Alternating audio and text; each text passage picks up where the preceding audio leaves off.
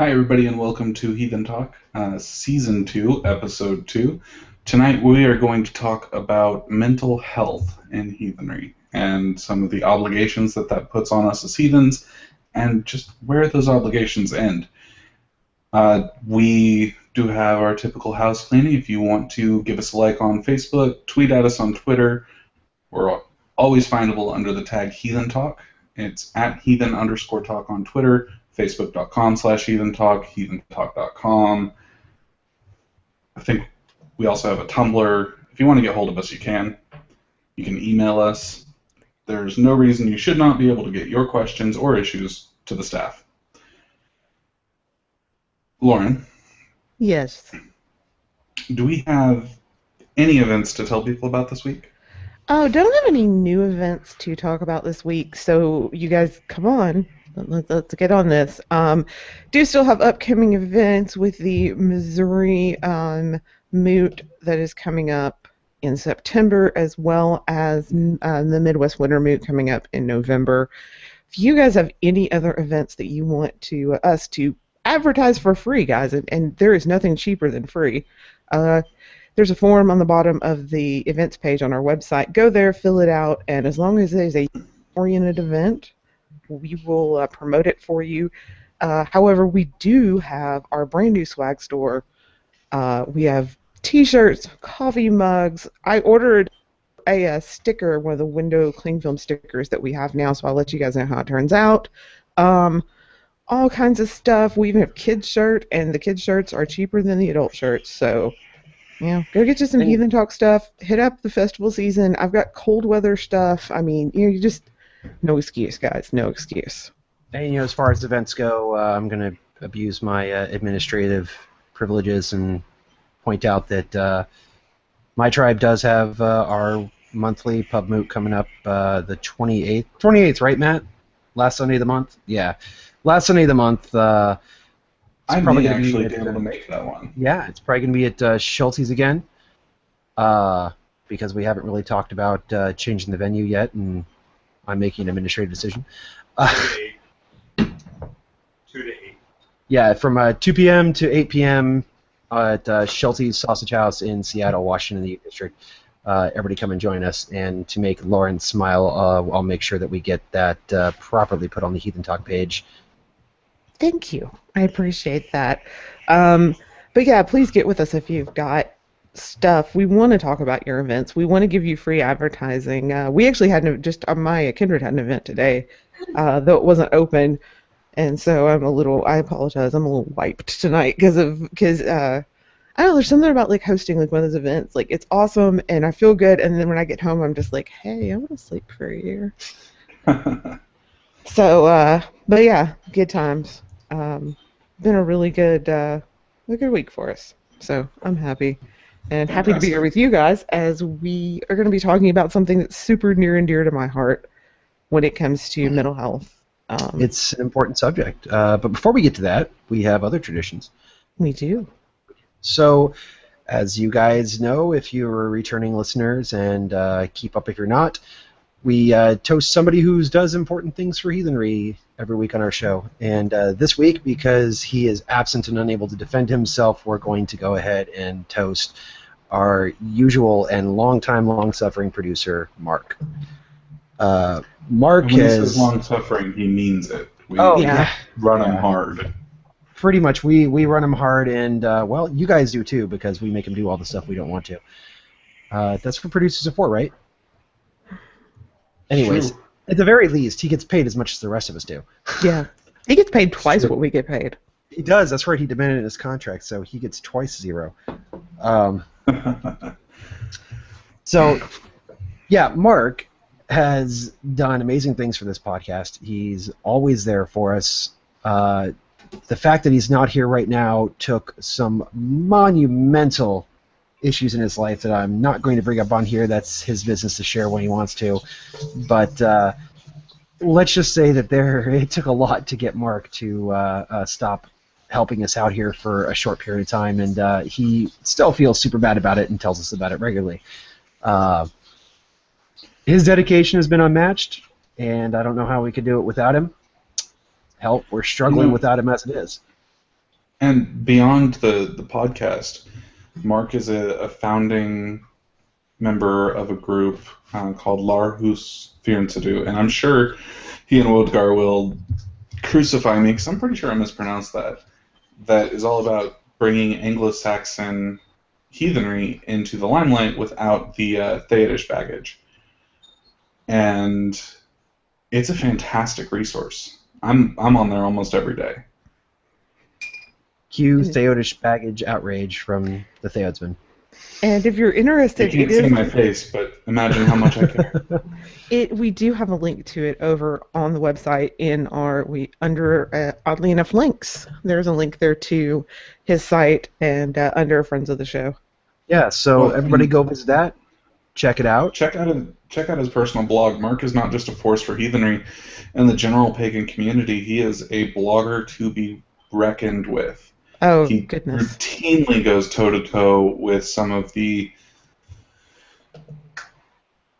questionable material that comes out in the pagan blogosphere and comes out on top. The dude is tremendous, and I am so lucky to count him as a friend.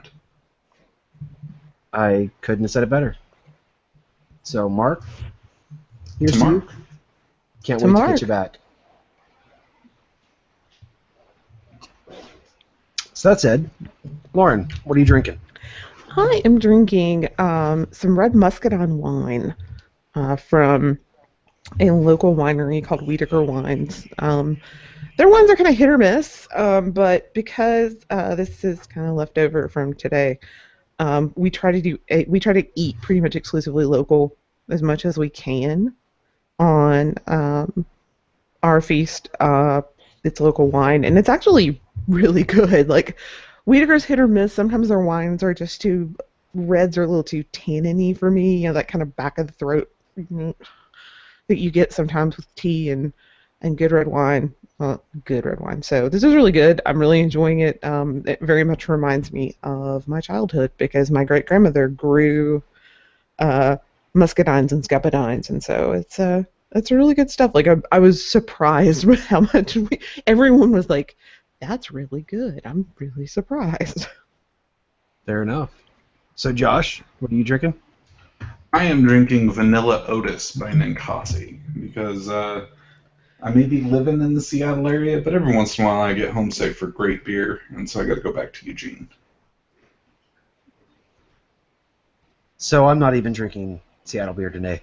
I am drinking Yeti Imperial Stout from Great Divide in Colorado because I don't care that it's an inhuman 90 degrees out today. I just was really feeling like a stout. Yeah, me too. Specifically an Imperial Stout. Really wanted an Imperial Stout today. So that's what I did. So I had a beer last night. I think it was called like High Five Heffy, and it was a ginger lemon Hefeweizen, and it was weird. I don't know. Have you had that one? That's the one from Pike, isn't it? Yeah, I think so. Yeah, that's supposed to be a honey, too. No, you're right. It was honey like and ginger, Hive. not lemon. It's like Hive 5 or something like that. It's got some punny name to it. It was a weird flavor. It wasn't terrible. It was just, I don't know. The ginger didn't sit right with the strangely the enough, wheat, I don't think. I haven't actually tried that one yet. I keep telling myself I'm just going to go down to Pike and have one there, so I don't buy it in the bottle, and then I don't end up going to Pike, so I haven't tried it. It's one of those catch-22s of it being too local for me to bother with. So It's kind of like, I've never been to the Space Needle, and I don't think I'm going to anytime in the near future. I've been by the Space Needle with your wife, but Well, never everybody been. who's But been to Seattle's been by the Space I mean, Needle. like, It's we just walked to it, but I'm not going up in that. Yeah. I've been all around the base of it because they throw. I've never been closer than 4th Street, so. If we hadn't missed the Seattle International Beer Fest this year, you would have been right at the base of it, but we did. Next year. So you weren't. Next year, certainly. Next year we should do a live cast from the beer festival. That would be difficult. Do you got cell phones? We'll do, it'll be the Heathen Talk, Torn and Josh drink all the beer hour. Maybe either if we don't do a live cast, at the very least, maybe we can just edit together selected recordings from the beer fest. Works for me. Yeah. That way they don't have to deal with all the boring parts like waiting in line for all the various beers. We can just show them the highlights. I just want to give the fans an insight. This really is our creative process as we go along. Yeah, it really is. So, now that we've rambled away a couple of minutes on that, should we go ahead and dive into the actual subject matter? Yeah. I mean, like I said at the beginning of the show, tonight we're talking about mental health and the obligations it places on us as heathens and what the limitation on those obligations is.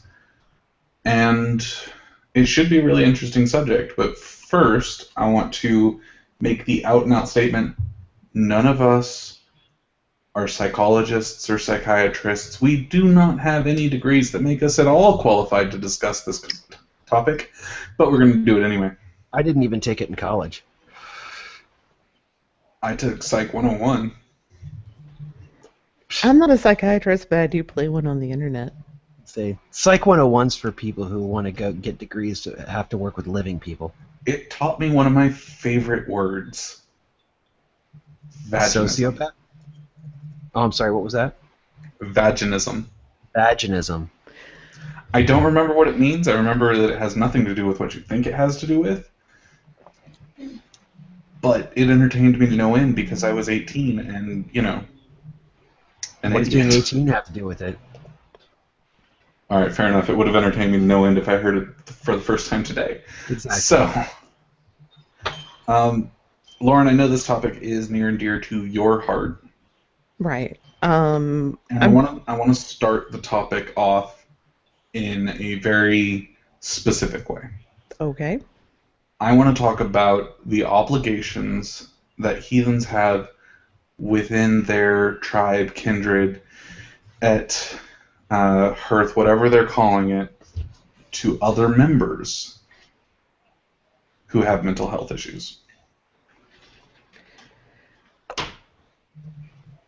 I can really only work from a place that is my kindred.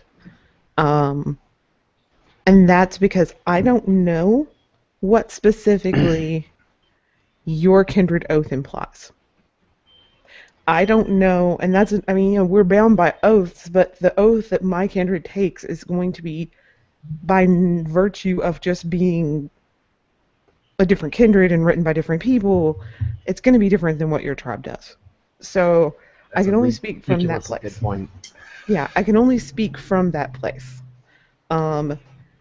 And that is, we pledge to be with people in their, we make a pledge that makes us, it's similar to a blood brothership.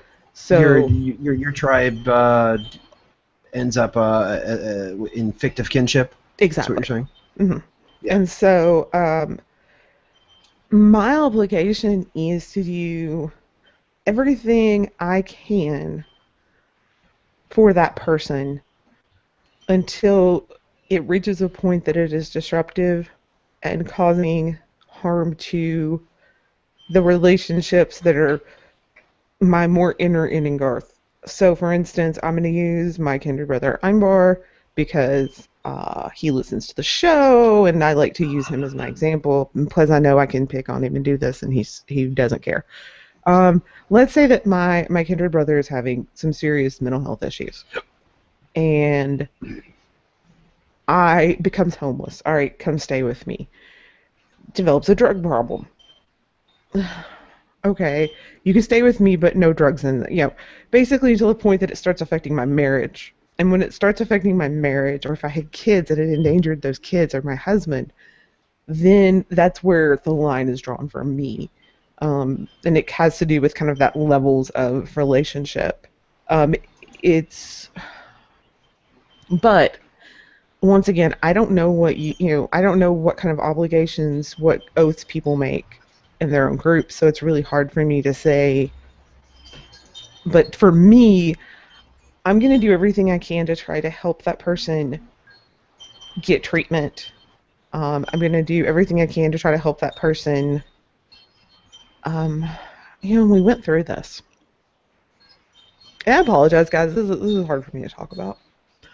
That's fair. But we went through this when we were just baby. I was a baby heathen, and we had been a kindred like less than 2 years.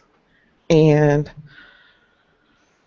we've been a kindred for 10 years now. So, we gave that person every opportunity for treatment. And then eventually, sometimes your obligation to that person and to the rest of the group is to remove them if they refuse to get better. Or to send them into the woods, which is, where they step away from the group and a time of kind of reflection and figuring out what they're going to do with themselves. At the end of the day, I'm going to move heaven and earth for my kin. I'm going to do everything I can to try to help them and be understanding and empathetic of, because some people's mental health issues are not, not everybody's mental health issues are necessarily something that need treatment and can be treated. And sometimes it just comes down to accepting people as they are too. If you deal with someone who has like Asperger's or even like bipolar, there are certain things where they're doing the best they can, and then you just kind of adapt around it too. And that's what my kindreds had to do with me sometimes because of various and sundry health issues. It's a health issue, so you deal and you help people get better, or at least cope. That's what it comes down to. Yeah, on a tribal level, I very much agree with you. In my tribe, the ultimate goal of entering the tribe is to eventually meet that state of fictive kinship, and that is a frith bond. Mm-hmm.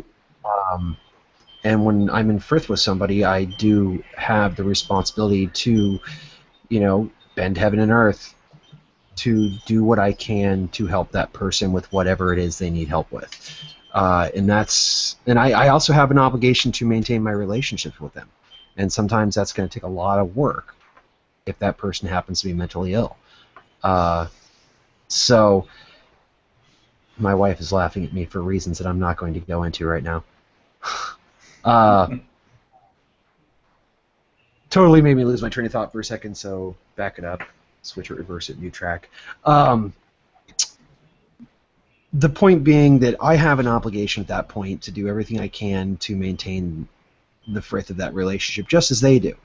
The difference between us is going to be the tools we have to do it. So sometimes it's going to be in a situation where I may have to, at least from an outside perspective, work harder or sacrifice more to maintain that frithful relationship. But I have to point out that's from an outside perspective. Oftentimes, depending on what type of mental illness we're dealing with here, sometimes that person can be working way harder than I am and sacrificing way more than I am to do their part to try, even though it appears that they're the ones putting strain on things. And that's the nature of an illness. Mental illness is no different than any other illness, as I'm sure everybody listening to this has heard it espoused before. This is no different than if I, had a farmstead somewhere and suddenly found that I was doing all of the damned physical labor on the farm because somebody broke a leg. I can't be angry at them because they broke their leg. Well, I can if they did something stupid to break their leg. Yeah, but I can't get angry that they can't work because of the broken leg. So I just pick up the slack. And the thing is, a mental illness is no different than, that broken leg or a person who gets cancer and can't do the job or whatever. It's just another illness. And honestly, in this context, I think that it's really important, especially when dealing with a situation of a frithful relationship, that people try to understand that concept and try to shift their mindset to realize that it is a disability and an illness, and you need to try to help and accommodate as you can. Yeah, and I think that's a super important thing to remember, is that, I've often used this it's a very exaggerated example, but Often I use the example for people when it comes to mental illness. You wouldn't expect a paraplegic to walk up a flight of stairs. Why do you expect that somebody can, or, why, or you wouldn't, why do you expect people that, can just snap out of their mental illness? But, I've been very open on the show that I have I have a long list of diagnoses, let's be honest here, and very successful with, being proactive with treatment, whether that is, um, therapy, medication, and also my heathenry has done wonders to help with that. There's also a delay in my camera from when I look into it, and so when I look up and I look back, I'm still looking up, and it's really weird. I experience that all the time. I'm just like, I don't know what's going on here. But So, within the bonds of fictive kinship, and I know a lot of modern heathen groups. In fact, the only ones I can think of that really kind of eschew it are, if memory serves correctly, and Torrin, you've had more interaction with them than I have, the Theids don't typically have a fictive kinship relationship. I have not really questioned them about that. Well, if Toby is listening, maybe he is. Or I'm any, sure he'll, any he'll Theadsman let that us happens know. to be listening and maybe in our IRC that wants to mention that, comment on that, that would be great. yeah, I mean, I've just never gotten, that's just not because I'm not Theodish. I hate to say because I haven't really concerned myself with that, but that's really what it comes down to. I have enough to worry about with my own group, so I tend to not get too heavily into those things because that's their deal, their business, and so rock Right. on with your bad self. Well, I mean, at the end of the day, I really don't have anything to say one way or the other about how any Yeah. individual tribe decides to arrange their relationships. Believe me, I can definitely see the benefit to not having a tribal bond be a fictive kinship, because it does place an awful lot of responsibility on all parties involved for that relationship. I mean, that means that, a person becoming a member of my tribe, the only people now that I have more responsibility to than them are my actual blood kin. So, Well, and that was the next group I wanted to talk about, was when it comes to blood kin, how does the hierarchy of relationships, and that's something that is really prominent and prevalent in heathenry, is we set hierarchies to our relationships. How does the hierarchy affect the way you handle the issues that come with mental health? That's a hard one, because there's kind of two ways you could approach it. On one hand, there is your own person, when you're dealing with others' mental health. It can be hard, and once again, it becomes sometimes what is the most fruitful thing to do with a blood family member who has mental health issues, especially someone who is not actively being treated, is to maintain some boundaries. Don't get drawn into their anyway. Sometimes the most fruitful thing you can do is to not necessarily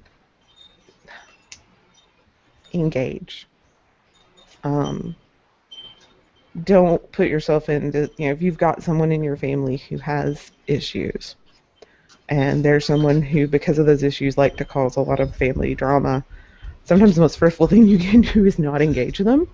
So then that causes a lot less strife overall, especially for people who have issues that aren't treatable or won't, because of whatever reason, don't or won't get help.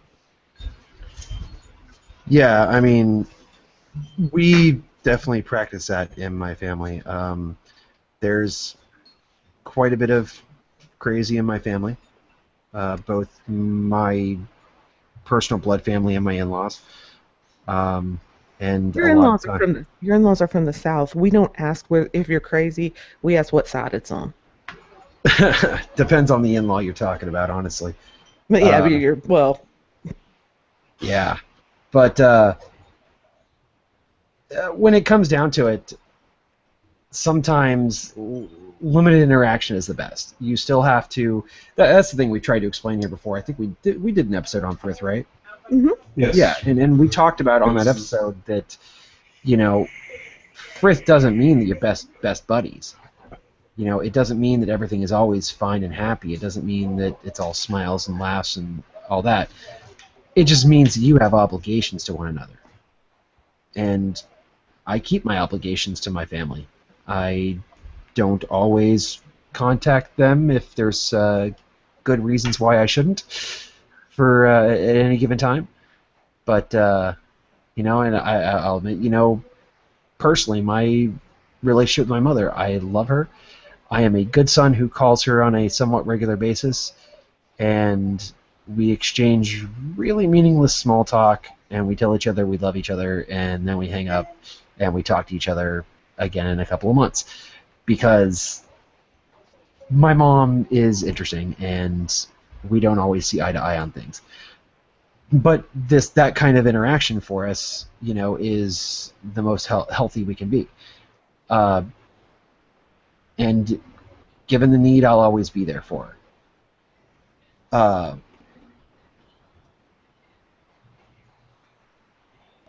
I was saying that for reasons. Oh, yeah, because we were talking about sometimes the best idea is limited interaction to forestall those things that could damage Frith. Now, when it comes to mental illness, a lot of that has to be tempered by what has been done so far. We talked earlier about what your obligations to the mentally ill person is, and as someone was alluding to, sometimes the best thing you can do is not always the thing they want. I forget which one of you were going in that direction. Okay. Yeah, I mean, honestly, to put it in much more blunt terms, sometimes what you need to do is kick them in the ass in the direction they need to go, and either they go there or they don't, and that's going to determine a lot of your interactions with them in the future. If I have a family member who legitimately needs to seek professional help, I am going to do my best to try to steer them in that direction and to try to make them realize that's what they need. And eventually I'm going to get to the point where I'm going to be telling them, you need help. And I'm going to be really, really blunt about it. And depending on the family member, I'm going to go for shock value. I've intentionally used the word fuck to my mother one time. I was in high school, but it got her attention. And it was my mother and my father at the same time, and it got their attention, and it solved the problem because I was able to shock them out of it for just a second. And sometimes that's what you need, is that sheer, pure bluntness. But that's not always the case. Lauren, you had something to say? Yeah, I mean, I totally agree with you there. I mean, one thing that I have learned, and one thing that I've learned from being heathen is that I cannot change people. I can't force someone to do what I want them to do. Because even, holding a position as the matriarch or the patriarch or the chieftain or whatever have you in your family, even if you are the head of your family or your tribe, I mean, come on, how many of you had a conversation with more than one heathen? It's just almost impossible.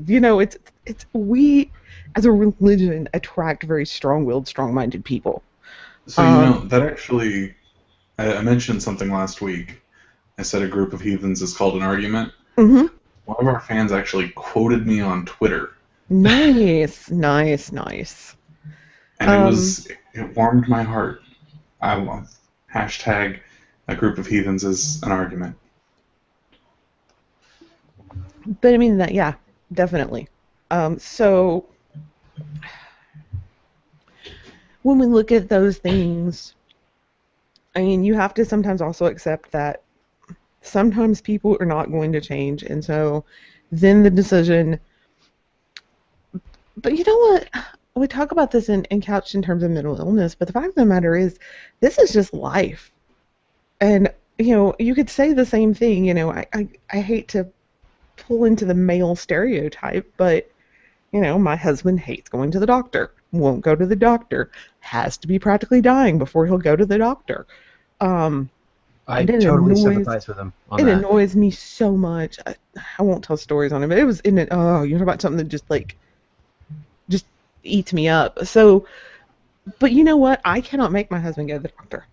I cannot make someone do something, and that being heathen and that particular like revelation of accepting life and accepting people as they are that I have that frith relationship with is probably one of the healthiest things that has happened to me as far as my own mental health and mental illnesses. I completely am on your husband's side in this. Though, I mean, I will admit that the difference between he and I is that he doesn't have to go to the VA. No, he doesn't. He has he has no excuse. That's the thing. But, my wife used to harp on me constantly whenever I got hurt or got sick or something like that I should take advantage of this. I have this free health care. I can just go to the VA and get it taken care of. And one day I had a complications from a blacksmithing-related accident. I'll just leave it at that and say that it involved a lot of bleeding over the course of 4 days. I decided that I finally just had to go in and get it taken care of because it was not going to stop. It was just getting progressively worse. And she had the day off, so she came with me. And she has not bugged me about it a single time since then because she's seen why I don't want to go. She witnessed the 8 hours in an ER while I steadily went through their entire supply of tissues because I was bleeding that much and needed to soak it up. And eventually got to the point where I was about ready to just not get another box of them and start bleeding on their floor to see if that would make them actually see me. Yeah, sorry, rant on the VA over. For now. Well, but you have a reason. My husband works for a healthcare company. There's a doctor's office in his office. Like, he doesn't even have to take time off work to go to the doctor. So, yeah. Oh, wow. Well then. Yeah, he has no excuse. But anyway, but there's nothing I can really do about that. And that whole... Well, honestly enough, I was having a conversation about this today with a guy who's a relatively new heathen, and one of his things he said, the reasons he was really attracted to heathenry is because we are life accepting.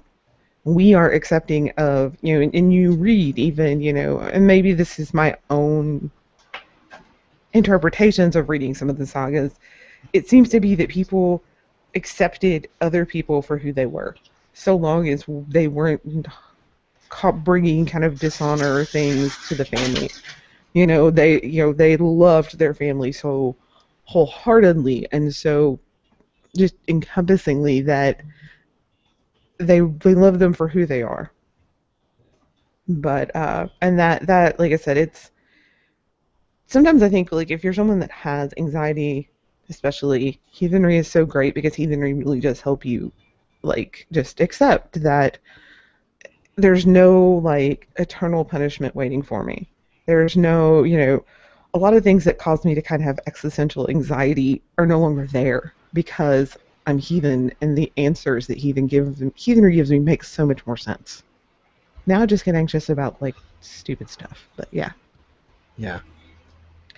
Now, one point that we haven't begun to talk about yet that, and I know that this whole episode is going to be kind of meandering, so to the audience, it's a topic that kind of has to meander. Yeah, I was going to say to the audience, I don't apologize. I just say deal with it. If you don't like it, you can download another podcast. We're gonna meander. You'll put up with it and you'll like it. And I even have like historical stuff to talk about, guys. So you guys should be super excited. Oh wow! So what I was going to go with is we've talked a lot about how to deal with people around us who have mental illness as a heathen, but we haven't talked much about how to deal with mental illness as a heathen. Because Lauren started to touch on it. Yeah. With her own struggles, but this is definitely something that exists within the community and needs to be discussed. People need to have that kick in the pants I talked about earlier to deal with it. Okay, so I want to talk about this paper that I found this week. It's in social. It's in the Journal of Social Dimensions and Medieval Disease and Disability. But it is Light an summer article. reading. Yeah, it's. I found it because it was linked to an article on medievalist.net, which I like reading last year, and it's a story about talks about how mental illness is depicted in the sagas.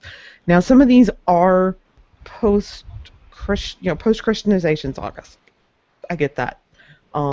However, I still think that you read a lot of them, the culture is still there, and how they deal with people who with mental illness. There's a description in here. Um, when the king lay in the bath in the tub and was covered by a tent, he thought that the fish were swimming in the bath near him, and then he began to laugh so loudly that unsteadiness followed, and thereafter, if it happened very often to him. But one of the things when basically the interesting things here is that this king, Sigurd, I think is how you pronounce it. I may be wrong. He makes amends, even though he is somebody with a mental illness. He makes amends when he messes up, when he violates his own personal kind of thew, because there's some Christian stuff in there. And no matter how, he never punishes people for not doing what he says when he's full of crazy. And then at the same time, because of that, his particular, in the story, there is a lot of sensitivity towards that mental illness, which everything that I've read and when I look through the stories and stuff, it seems to be that he had some sort of, really looks like some sort of what we would call PTSD now, just based on the descriptions. It was but it's really interesting. There's no cure for what's going on with him. There's no labels at that time. He was just mad, but yet his people still loved him, and he still did good, and he still did good things, even if he had these episodes of madness. Because there weren't like now I can I can tell you I have this, and this, and these are my diagnoses, and then it was just you were just mad, you were crazy, and so there was a lot less. They understood far less than we did on kind of that scientific level, as opposed to But I still sometimes they almost feel like reading some of these things. They understood more on I'm going to use a word that some of y'all don't like, but it's really the only word I've got for it. They understood it more on a spiritual level. Well, getting specifically to that story and trying to interpret it a little bit, dude was a king, right? Yeah. So now let's bring that into the modern day, because I really don't think our ancestors were nearly as different from us as a lot of people think they were. No. So let's say that my humble self, whose claim to fame is the fact that I managed to do a fairly decent job of supporting my family, and I get my bills paid on time, and I'm on this podcast with, dozen of listeners. If I were to suddenly develop a habit of walking out of my apartment every morning at 9 a.m. and collecting my newspaper in the Buff, the cops would be called. Now, if Elon Musk, for example, did the same thing, he's eccentric. Well, but Torn, the other side of that is no one writes down the stories of Sven the Mason who took care of his brother who heard voices. I mean, there's just no... really all we can glean from are these particular stories. We just don't have that. But I agree. Oh no, absolutely. I mean, I brought up Elon Musk for a reason. Mhm. Because I could have gone to any other figure. In fact, a figure closer to a king might be our president. But the difference is if President Obama started walking out onto the front lawn of the White House every morning to get the newspaper in the nude, serious questions would be raised, and there's a good chance he wouldn't be the president very much longer. Now, let's be fair. If Bill Clinton would have done it, no one would have blinked an eye. I'm not entirely sure that's accurate, but I see where you're going with that. But I say Elon Musk because it is relatively, nobody has a problem with him. He doesn't do bad things. And when he does good things, they benefit everybody, usually. So I relate that back to the king in the story. Is in his stories, are there any indications that his particular mental illness was to the detriment of his ability to rule his kingdom? It was.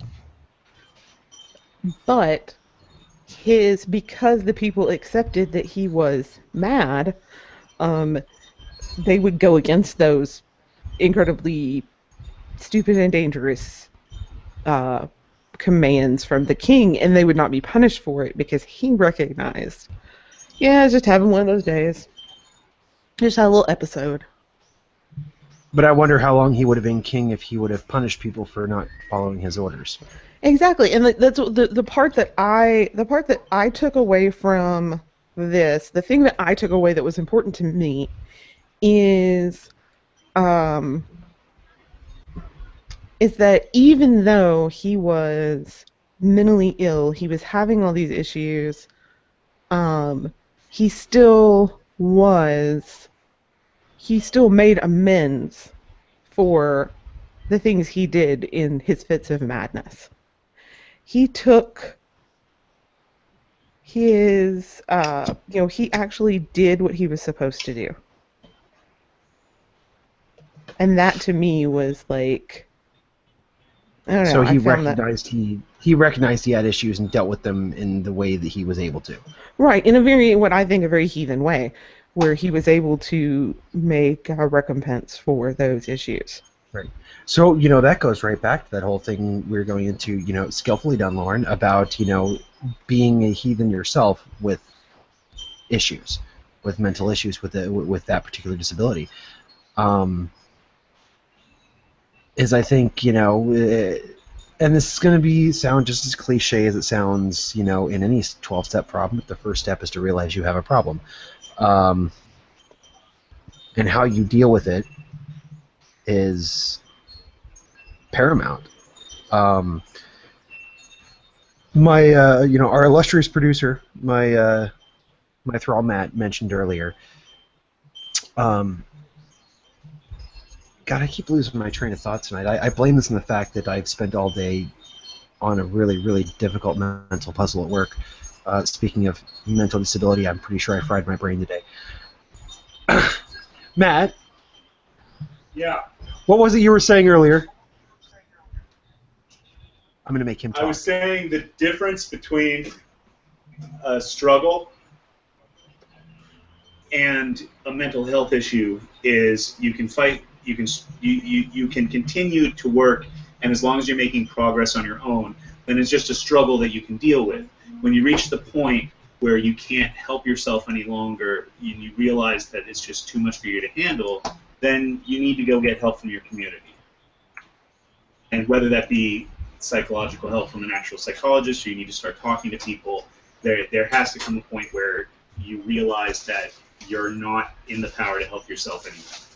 Right. So, I mean, you have to realize that, earlier I was pointing out that, a mental disability is no different than any other disability, be it cancer, broken leg, whatever. There's a certain point where you have to realize what your limitations are because of this injury or disease. And part of that is going to be realizing when you can't deal anymore, when you are no longer capable of getting past what your issue was to function normally. it'd be no different than, there being a weight that I couldn't lift. There are weights that I can't lift.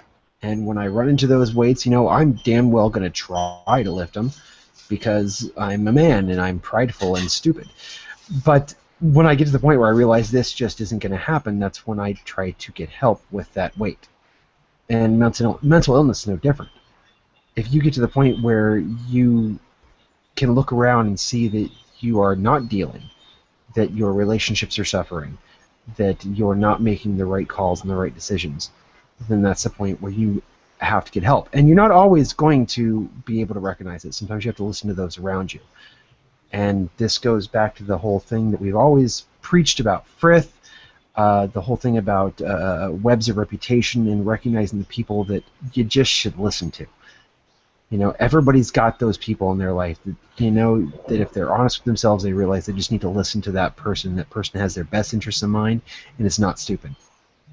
And sometimes it's going to be that person telling you, listen, dude, you can't lift 1,000 pounds on your own and carry it up the stairs into your apartment. So get a hand. And that's another thing I want to touch on. When it comes to mental illness and heathenry, and another reason why I think heathenry is probably one of the best religions for dealing with it is because once you get past that kind of Victorian baggage of early Asatru, which we've all been there, we all had it, I totally own up to it, and so do you, if you've been in heathenry more than about 5 years, is that we have to get over ourselves in heathenry. Because it's not about me. It is about my tribe. Whether, that's my family, my fictive kin, whatever. It's not about me because I am at all times just a piece. If the tribe is the whole being, then I am just, an arm or a leg or a head or a nose. I'm not. And well, sometimes if you get an infection, it's such a ravaging infection or such a horrible injury, sometimes you have to amputate a leg or, you have to take your appendix out. At the same time, what happens to me it's tied to everyone and everything.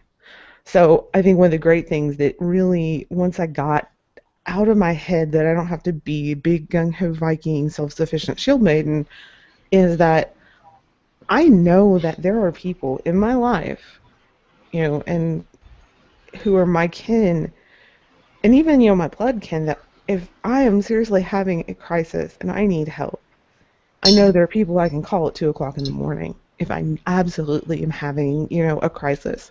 I know that, if I need, when I got my divorce, I fell apart, and here is my kindred brother picking me up, dusting me off, finding me a place to live, coming over all the time, because that's what you do. And I think that it's such a great thing that we have these communities, these strong and focused communities, and quite frankly, for someone who has an addiction or mental illness or addiction, specifically an addiction type problem, the best thing you can do for yourself is getting the hell out of your own way and getting out of your own head and stop being, so self-obsessed, which is, one of my problems when it comes to anxiety and addiction and everything, is being super self-obsessed. Heathenry also allows me a chance to be, I don't know, it just allows me this chance to be greater than myself by the sheer virtue of being part of something greater than myself with my family. And, I said this today, and this was kind of part of one of my boasts was, 2 years ago, I very well qualified, I was considered disabled because of not just my eyes, but my mental health.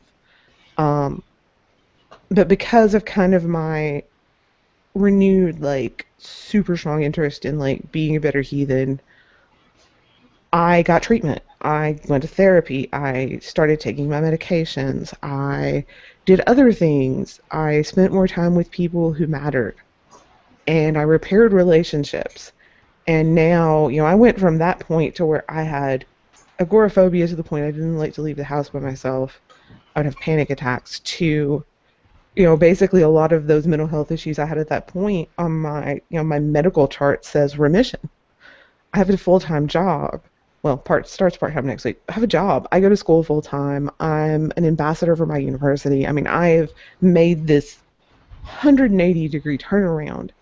And none of that would have happened had I not had this heathen mindset and worldview that gave me this perspective. I can't just sit on my butt and do nothing because it's damaging my family. So how the hell do I make it so that I am not a viable and contributing part of my family?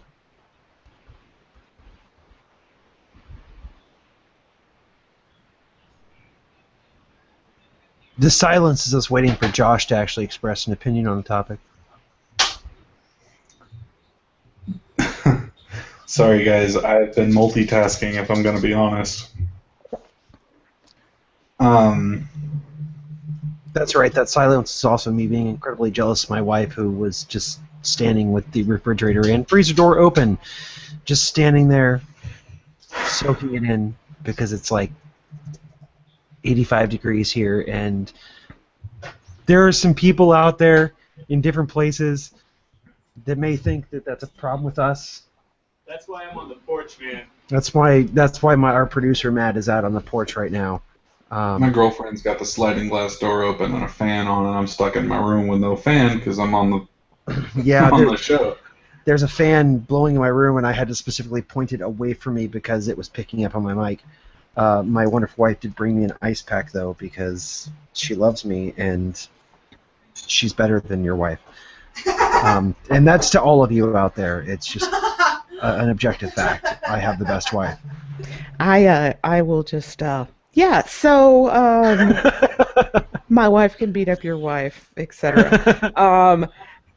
Back on the subject of mental illness. Well, I think I'm done multitasking, so if you repeat your point, I can give an opinion. I'm not going to repeat like my 5-minute soliloquy on how heathenry totally changed my life. How do you think?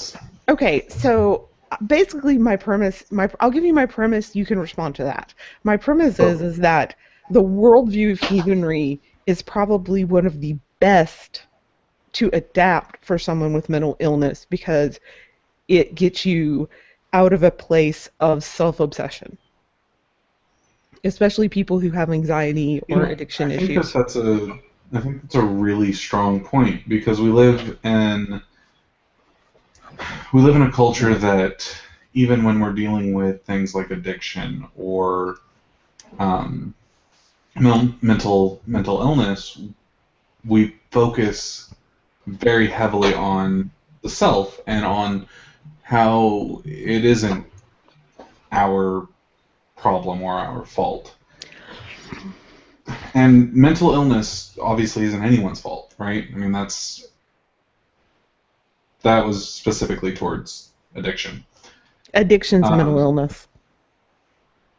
We can have that conversation another time. But I think it's very relevant but because what I'm getting at is the strength of heathenry is that while it is very much willing to accept that your mental illness is not your fault, it places accountability for your actions on not just yourself, but your kin. So you have to begin working with your people to overcome the things that are making your life more difficult. It gives you an ingrained support group, support mechanism that really does have your best interest, because your best interest is the tribe's best interest at heart. Now, this sort of begins to lead us into a couple of different subjects that I was hoping we would get to. And one of those, and this may not necessarily seem obvious that it led to this in my brain, but it did, and you can deal with it because my brain is weird, is the concept of shame culture. this is something I kind of that- want to do like a whole show on shame culture because it's Well, so I mean, misunderstood. it really is, and you know, we're gonna. I want to hold off on doing an entire shame culture show until we can get and I'm going to throw it out on air so that people will talk to him about it until we can get Dan Flores on because shame culture is one of his pet topics. Fair enough. I'll keep harassing him. Talking to the dude. However, I do think it should be touched on in this subject, simply because it's a fact that people with mental illness often act in ways that are a problem to those around them. And with the misunderstanding of the concept of shame culture, that leads to some pretty ugly stuff. And this is And going I believe, actually, Lauren, in a conversation you and I had about shame culture, you brought up that it's been an issue in communicating with professionals on your end.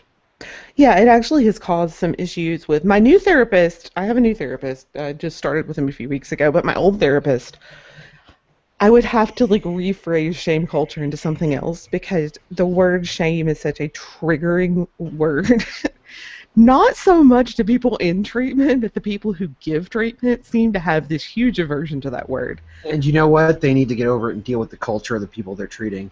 Well, but I mean, And I think it's, well, correct me if I'm wrong, Lauren, but I think it stems from the fact that in our modern culture, we get the idea of shame and guilt mixed up. Right, and we are not a guilt culture. And so I think once I kind of made it clear to her that it's an idea where we tell people when they're wrong and we tell people when they're right. Well, yeah, and that's what I was getting to, is that, you know, we talk about shame culture a lot, but shame culture is a shorthand for a larger concept. The larger concept being shame prestige culture. People way too often forget the other side. They forget the prestige side. And they also often forget that shame only matters within a community to a certain extent. Now, yes, that shame is going to, you know, if I do something as an extremely public heathen that is particularly stupid or reprehensible, my shame is going to spread well outside of my community. And it's going to be recognized, it's going to affect my reputation, etc. But it's also going to be mitigated by my prestige, by the things that I have been lauded for, by the things that I have been recognized as good. You know, the fact that I continue to be a host on this show is amazing for my reputation, because this show is a good thing. And I'm fairly certain that, you know, I add something to it. And you know, I'm going to say that with that shame and prestige culture, there's also the idea that if you have somebody who within your ranks who has a condition where that kind of, I don't know if, like, that kind of wording or interaction is detrimental to them because they don't necessarily get it or understand it or it just doesn't work, then I don't know about you guys, but I think that the Artesians were probably life accepting enough to recognize that some people are thick and you got to try other approaches and attempts. I'm just gonna, you know, put that out there. It's not, you don't bombard someone with it. It's not like, you know, I grew up with guilt culture, like pure blown, like all the worst of Jewish mom added with all the worst of evangelical mom. Guilt I had culture. Catholics on one side and Protestants on the other, so I know exactly what you're talking about. But yeah, so guilt culture is all about you're bad. You, as an entity, are bad.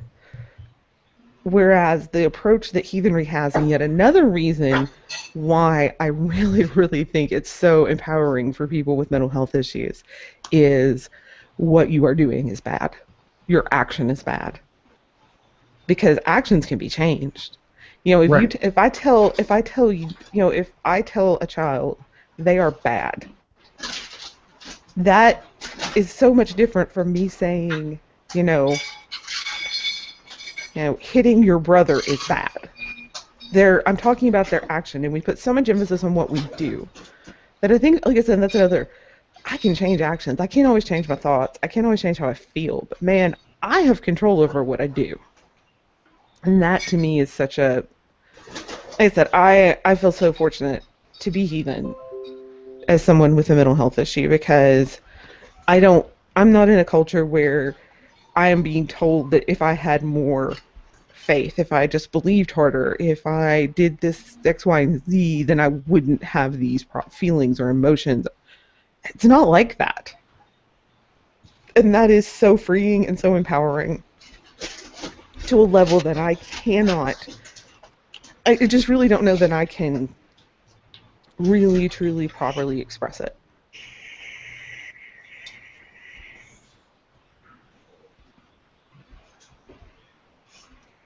That's been such an. I'm just trying to figure out how to follow that.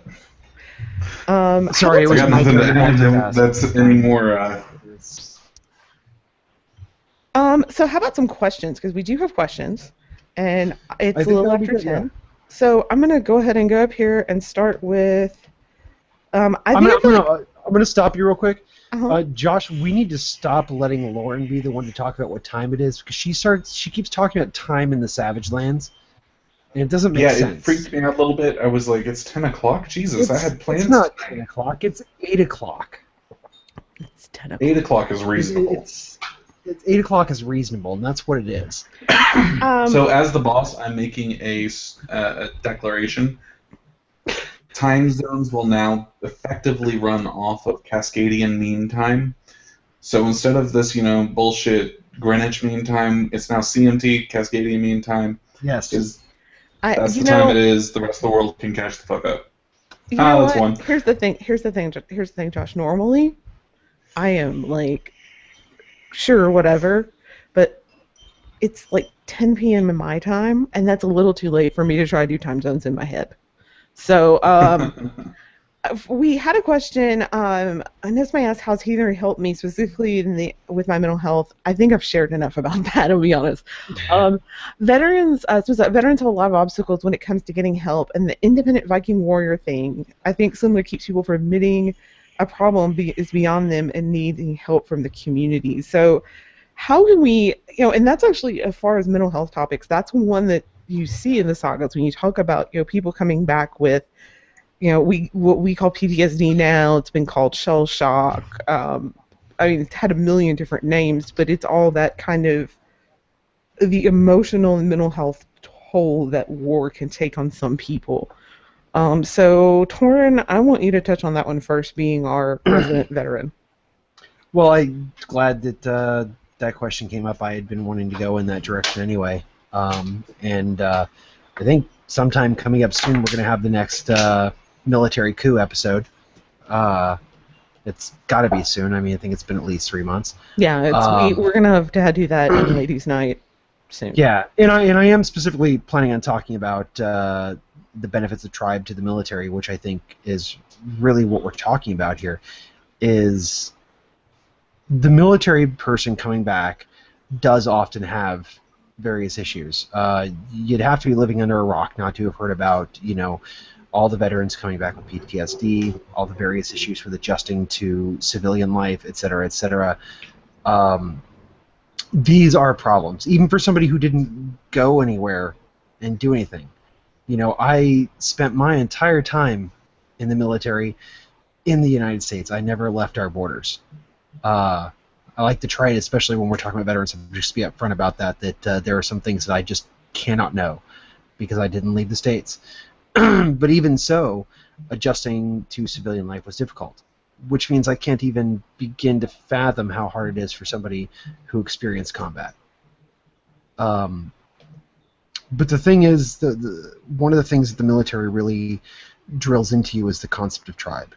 And the reason that people, or one of the reasons anyway, that people can deal with these issues so much better when they're still in the service is because the service is tribe, or at least as close as we have in the modern day. you get to a point where you're not serving the country anymore. You're serving the people you're with. And those people, your tribe, they're your support structure. They are everything to you. Them and your family, and to a certain extent, they are your family, or they become your family at any rate. And then you return and you have nothing. And one of the biggest things that we can do on the military end is to provide the tribes that they need when they return. Oftentimes, that is the biggest thing that's lacking for a person who comes back with PTSD is as simple as somebody who will accept them and do their best to understand them and deal with the things they come back with.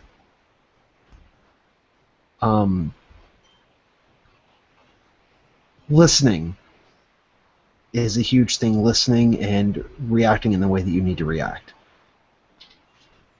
You know, not dismissing things that you know nothing about. I have a few combat veteran friends who have come back with things in their heads that I can't begin to imagine, and I don't try to empathize with them because I can't. I have no basis for it. But what I can do is listen to what they have to say and try to react in the way they need me to react, to be that person that's there for them. And I won't say that's all that people in that situation need, but it can be a huge thing for them. Absolutely. I have a couple of friends who are combat veterans, and the biggest benefit to them has been people who will just stop giving their own opinions and listen. I mean, let's be honest, and this should apply to anyone, regardless of whether they're a veteran or not, if they've been through some stuff that has messed with their head, unless you're a doctor, shut up. Just listen. That's really great advice, honestly, and that can apply to so many situations. It's really important in the situation of a veteran, a PTSD sufferer, but every bit as much to a civilian, because when it comes down to it, one of the things that we need to understand about mental health is that if you don't suffer from it, you can't understand it. You know, I have never broken a major bone in my body. I've done some pretty stupid things. I'm really surprised I haven't broken an arm or a leg, but at this point, I've broken feet and fingers and toes and such. I even cracked the orbital in my eye once, but never broken an arm or a leg or any of that stuff. I can't begin to imagine what that feels like. I have no basis for it. It hurts. I'm sure it does. I broke all 3 bones in my right leg. Damn. See, I've never broken a major bone, but I can tell you breaking your foot feels like breaking a major bone. Oh, it really does, and you never recover from it. That's a story for another day. But I still limp on that one occasionally. So I want to push on a little bit because we're running up on the last 20 minutes. This question was asked by someone who's in the IRC, but asked it on the subreddit. So one of the things I'm obligated to at my work is being a mandatory reporter. I am, by law, obligated to report that a person may be in danger or be a danger to themselves or someone else. Being a heathen, I would assume then that obligation is paramount. And then my obligations to the mental health of my inner yard come second. That's the question. However, I feel they're really not a separate path. So as for committing someone against their will or contacting the authorities against their will, where does that lie when it comes to Frith? I really think coming from someone who has worked in mandated reporter situations, I really think it comes down to, at least in Okay, first of all, I want to couch this with I am not a lawyer. This is not legal advice. I'm not a doctor. This isn't medical advice. This is only advice from Arkansas because I don't know enough about other states and their particular structure of law. That being The said, opinions expressed in this show are solely the opinions of the hosts of Heathen Talk and have no bearing on any legal, medical, or otherwise official situation. And they're yeah, not necessarily the opinions of Heathen Talk as an organization. So, yeah. In Arkansas, it tends to be they have to be, as far as someone who has a mental health issue, they have to be a danger to themselves or others. And in my opinion, if it were me and I were not able to make that judgment, then I am a danger to myself or a danger to others. Me and my sanity am totally, in a sane and rational mind, it's okay. If my family member started talking about, wanting to harm themselves, I think the most important thing for me to do at that point is to do whatever I can do to keep them from harming themselves. And so, yeah, I think totally I think they go together in those instances. I don't know if there's other situations that go beyond that. I really struggle with like what to do there, but I do definitely want to know, to say that you got, it's rough and it's hard to make those decisions. It's like when you have to make that decision that an elderly family member has gotten to the point that you can no longer provide the care they need at home. They may not necessarily agree with that, but at the same time, it's a hard decision, and it's a hard thing to try to balance, but it is better for someone to be alive and pissed off at me than dead or in jail. That's what it comes down to. So, the question... So I'm going to jump in, Torrin, because I haven't talked about this episode. What the answer boils down to is what is best for your people. You're a mandatory reporter. You don't report, you get in trouble. That's the whole thing about mandatory reporters, right? Mm-hmm. At the same time, reporting someone who is a danger to themselves or to others is what's best for your people because it gets them the help they need even when it's not what they want. And again, Frith is not about being all lovey-dovey, it's about the obligations you have to these people. And that means doing what is best. Absolutely. I mean, Josh, you pretty much said what I was going to say. I mean, there's never... I get something right every once in a while. I do want to address part of the wording of his question, because he was implying that this makes his legal obligation supersede his frithful obligation to his inner yard. And the fact of the matter is, and I'm going to go real hardcore on this whole thing about the opinions expressed here are solely the owner, or belong to the people expressing them. There is never a situation where your frithful obligations are less than any other obligations. Your frithful obligations are always paramount.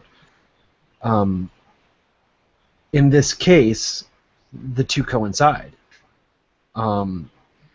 As a mandatory reporter, I mean, honestly, I'm not a mandatory reporter of anything, as far as I know. However, I will say that I would act in exactly that fashion. If I thought that somebody that was within my inner yard, within my web of frith, was a danger to themselves or others, I would absolutely report them because that is the best thing for them, and it's the best thing for my web of frith. The thing to remember too is that when we're talking about inner yard, when we're talking about frithful relationships, it's very easy for us to think about it in terms of the relationship between this and this. You know, between the person, between yourself and the one person that you're thinking of at that particular moment. That's never what it's about. What it's about is the relationship of everybody together. When I'm considering, let me pull a hypothetical. Let's say it was my mother was the person that I determined to be a possible danger to herself or others. I don't just think about how that's going to affect me or my mother. I don't just think about how that's going to affect our relationship between the two of us. I think about how that's going to affect me, my mother, my aunts, my uncles, my grandmother, my wife, all of it. Because Frith is about protecting the family. It's about protecting those that are in that Frithful relationship. Not about the individual relationship between two individuals. I mean, if you're out, doing whatever it is you're doing in the world, are you thinking about protecting yourself in terms of individual body parts, or are you just trying to stay safe? And that's what it is. The Frithful relationship, the family, is a whole being. And if you're in a situation where you need to, let your arm get a little bit banged up to save your life, then you let your arm get a little bit banged up so that you keep on living. It's the same thing with the family, with the Web of Frith. If you need to, incur the enmity of your batshit crazy mother in order to protect the entire family, then that's what you do. And that's, I think, a really, really good point, Torn. Is that we have to remember that it's about protecting the whole and not just one particular part, but it's about protecting the Frith, or not Frith, excuse me, the luck of the tribe. Yes. Which is, it is what it is, and that is, I think, important to a degree that we've not really touched on it here, but the luck of the tribe is paramount, because that doesn't just affect me, doesn't just affect the people who are here now, but that affects my children, their children, their children. That is something that's going to stick around. So the decisions I make now in regards to those things within, I'm not going to say I make, because let's be honest here, I understand with the mandated reporter team thing, with mandated reporters, that is kind of a decision you have to make. But when someone in the tribe is facing an issue, it shouldn't be a decision that just I make or just Torin makes. It becomes an issue the tribe makes, or decision the tribe makes. There's English right there. Sometimes an issue the tribe makes. Yeah, sometimes it's an issue, but the point being, these kind of things are not up to just one person to decide usually. No, and that's the thing about the idea behind being a tribal religion, is we work together, and these decisions often get made organically. Right. And when they can't be made organically, that's why we have things.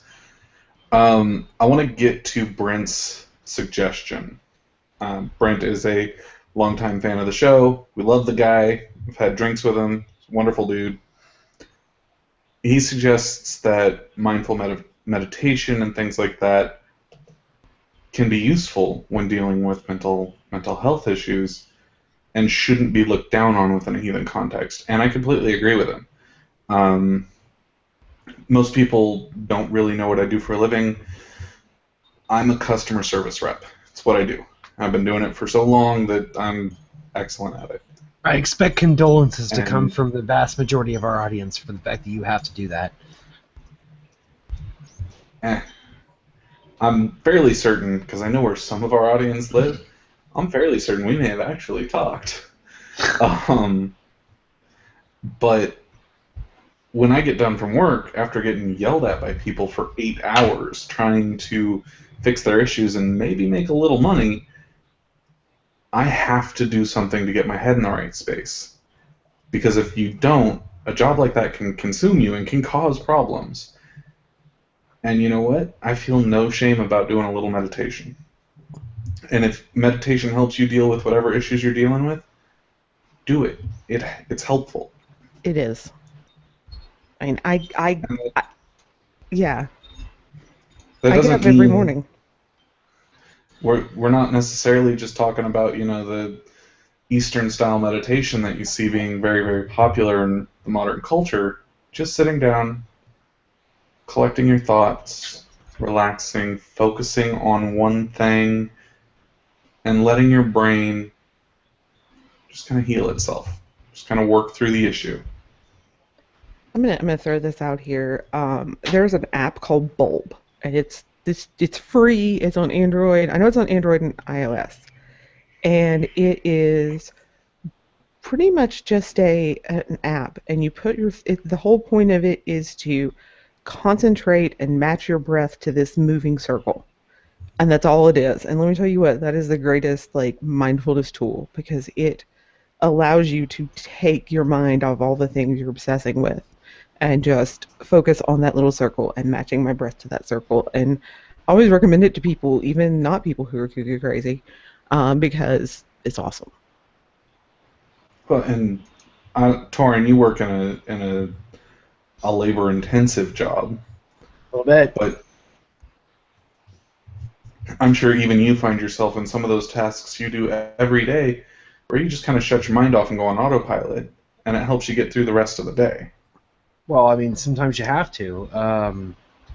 Honestly, there are some things that I do that I pop my earbuds in and turn on an audiobook and just zone out while I do it because it is complete autopilot type of stuff. And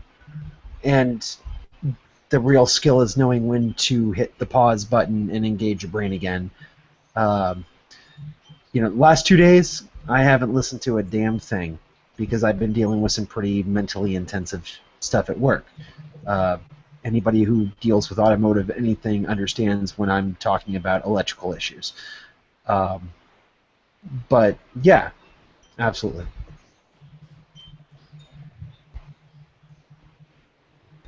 But yeah, I think that it's super good to do. Take care of yourself because if you don't take care of yourself, you don't really have the emotional, physical fortitude to then be really useful to your tribe. All right, so I want to snag the last 5 minutes of the show here. Uh-huh. Go ahead. So last week we announced that if you had questions that you wanted to ask that we didn't get to, you could email them to hosts@heathentalk.com or to me directly at josh@heathentalk.com because we're going to be launching a new thing. Still haven't come up with a name for it because the one I want to use I'm pretty sure would get us hit with a copyright violation from Answers in Genesis. So let's not fight the Christians. And let's be honest here. Let's be honest. They've got more here. money. One of our hosts has already gone to one of our other hosts of our other shows, the Java Mall, has actually already gone toe to toe with them, and it got his car keyed. So, I don't really want to do that. But I wanted to let the one person who did email us know that we got your question. I've actually delegated that to Lauren because I'm not married and can't answer the question. And as soon as Josh comes up with a name, I'll have something up. And I didn't see the question despite being married, so I just want to put that out there. It should come to your Gmail if it's set up to forward from the hosts. It should have come to your Gmail. Sift through it. It might have gotten shifted to the wrong place. Point being, this is still a thing. I'm still making it happen. Please email with those. We're going to answer them in short 5 to 10 minute videos that get uploaded when they're done. And on a whim, the thing I was multitasking today, in fact, the other two hosts on the show don't even know that I did it, well, unless they were paying attention to the IRC, we launched a subreddit, r/heathentalk. This is for you to engage with us because we can't get you to email us with show suggestions. So maybe if I give you a social media platform, you will actually go and give us your suggestions and talk to us, and we want you to be a part of this. We really do. So if you go to r/Heathen Talk, you can make show suggestions. It's built specifically engaging with us on the topics we've already talked about. Have a conversation about this week's show, last week's show, any show in the last year. Tell us what you'd like to hear about. Talk about the suggested show topics. If you manage to be an artistic type and you have drawn Torrin as a My Little Pony, post it. If you've drawn yourself as a My Little Pony wearing a Heathen Talk t-shirt, post it. We want to see all the things you guys are doing, all the stuff you're creating.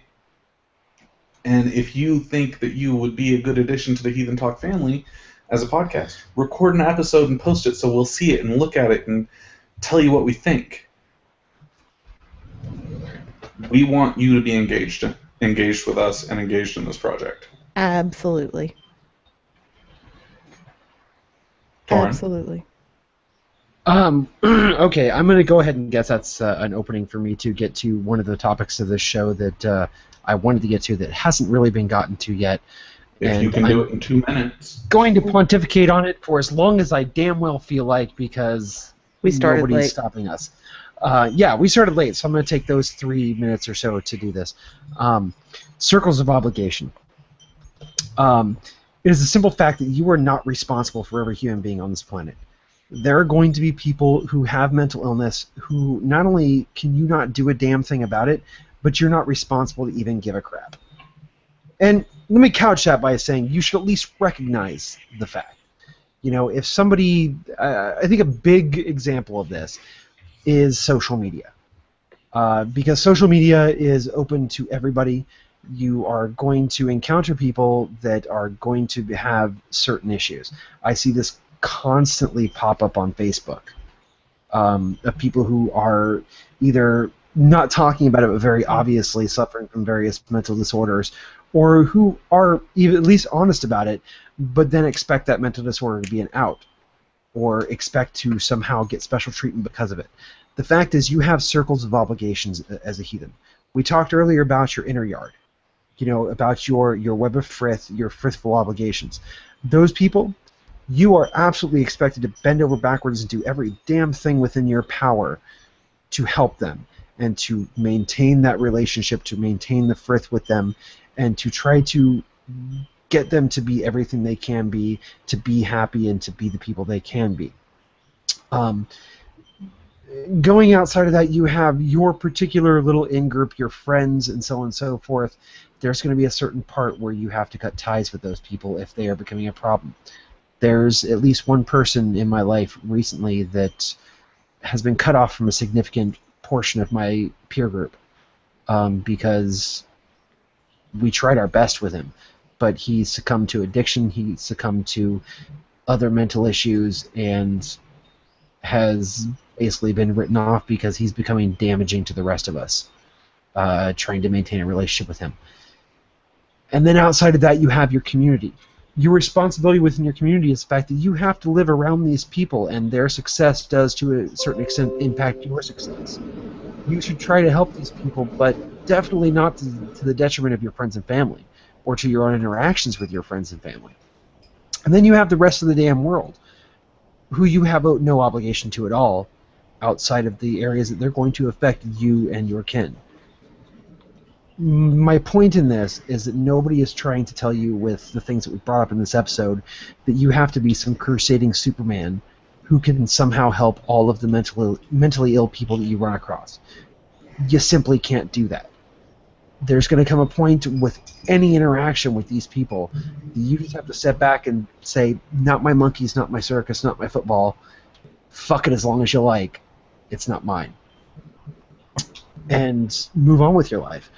Because continuing to do so is going to impact your mental health. And if you let it impact your mental health, now it's impacting your inner yard. So I felt it was really important within the context of this episode to bring up the concept of circles of obligation, and I know that we didn't really leave enough time for this to be open to a wider discussion either with the audience or among the hosts, so I absolutely encourage those of you out there listening to solicit the opinions of the other hosts if they don't have time to give their own, or to solicit your own opinions, or give your own opinions, and start a dialogue with us over this concept. Absolutely, and I know for a fact that there are some heathens out there who are experts in this field. We want to hear from you. If you're a Absolutely, heathen yeah. and you're a psychologist or a psychiatrist, shoot us an email. Go to the new subreddit. Go to the Facebook. Just do something to get hold of us, because we want to hear your thoughts. We want to hear what we could have done better. Maybe this is a topic we need to readdress at some point. Absolutely. If you've got anything, we started this episode by saying that none of us are experts in this field. If you're an expert in this field and we've said something really exceptionally dumb, please let us know. And, we'll figure out how to go back and say we were wrong, if we were, which is doubtful, because we rarely are. At least not for 5 years.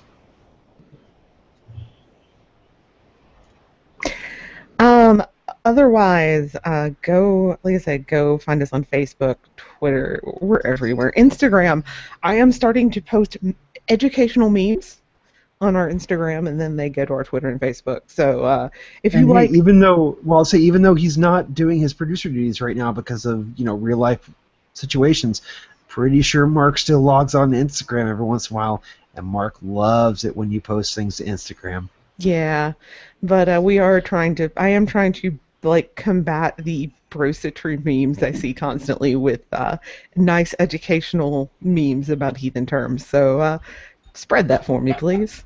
I appreciate it. If you've got an idea for a meme that we can, actually cover something intelligent and important in 140 characters or less, send it in. We'll credit you. And most importantly, go out and be heathen. I'm just going to say that one more time. Do. Go and do. Hail the doers. The most important thing to be brought home from an episode on mental health is that the best thing for mental health is community. Yep, exactly. So go have a community. Be part of a community. Get help or give help. And I just want to point out again, that doesn't necessarily mean just the heathens. Yep. You're part Absolutely of a community. Go and take part in it. So I think All right, that we've covered, the delay in our start time. So we absolutely have, and I don't know about you, Torrin, but I think we have plans tonight. I think that we do have plans tonight. Yeah. My plans are called going to bed. I'll get there eventually. Our plans. Anyway. Yeah. Anyway. Involve more of this. Yeah. Anyway, guys, just want y'all to remember, y'all are doing it wrong. And you're not the boss of me. Everybody have a great week.